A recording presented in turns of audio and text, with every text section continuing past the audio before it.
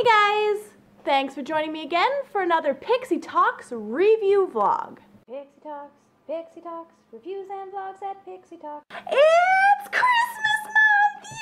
Yeah! And it's time to talk about some Christmas movies!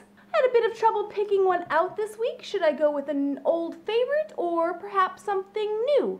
Eventually I settled on something that I knew would either be amazing or terrible. Grumpy Cat's Worst Christmas Ever. Jingle bells, Christmas smells, and it's really dumb.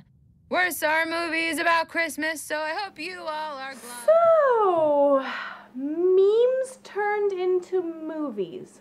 That's a thing now? Can't say I can really think of another one, but this could spell a disastrous new trend if this makes the money they clearly hope it will. Let me explain. Grumpy Cat is a meme joke that's been going around the net for a while, and it wholly hinges on the fact that there is a type of cat that looks perpetually grumpy. It's a cute enough joke for a single image you can chuckle at and move on from, but does it have the staying power of a franchise? A retail juggernaut? A movie? Well, Lifetime is certainly hoping so. In the latest of weird Grumpy Cat merchandise to be released on the unsuspecting public, Grumpy Cat's Worst Christmas Ever is the Grumpy Cat movie. It features the one and only Grumpy Cat, as voiced by Aubrey Plaza, who is, of course, known for playing grumpy, misanthropic characters.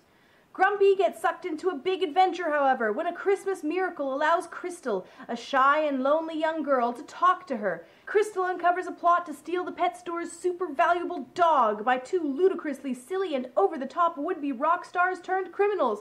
And Crystal's mother tries to start dating again. The plotline is a ridiculous mess of converging ideas, but that wouldn't actually really be a problem in a movie like this. Everything is kind of supposed to be over the top and silly, so it's not really a huge problem that none of its plots ever connect in any meaningful way. What's a little more hindering, however, is the extremely tiresome, too meta for you to even meta humor. The entire shtick of the movie is that Grumpy Cat is, well, grumpy, and so does not believe the movie is any good. And so Grumpy is continually telling the audience how bad the movie they are watching is, and unfortunately, she's right. Continuing to point out how bad your movie is doesn't suddenly make it good. The unfortunate reality is that it just comes off like nobody involved with this was even trying to make anything remotely entertaining.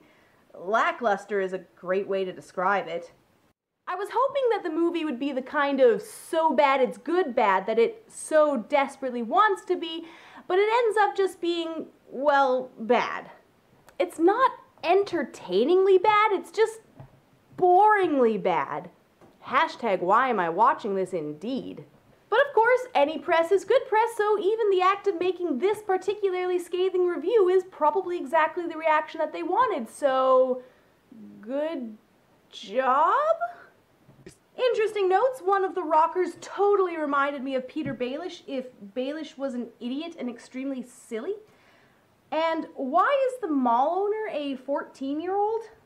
And holy crap, you showed images of a cat being put to sleep and struggling to fight it off until her last dying breath for no reason. That's not cute. It's not funny. Since you effectively made a movie so dumb only small children could enjoy it, maybe don't include something that would scar small children for life? Actually, there are a few very disturbing moments like that that feel oddly out of place, like a very ill-advised rape joke and some weird racial stereotypes. Anyways, watch it if you're curious, I guess. Or don't. I don't care, and Grumpy Cat certainly doesn't care. Play with and enjoy. I want a hippopotamus for Christmas. I don't think Santa Claus will mind. And that was my review of Grumpy Cat's Worst Christmas Ever. Hope you enjoyed the video, and please do be sure to subscribe and come back next week for more. You can add me on Facebook and Twitter, and I will see you next week. Bye!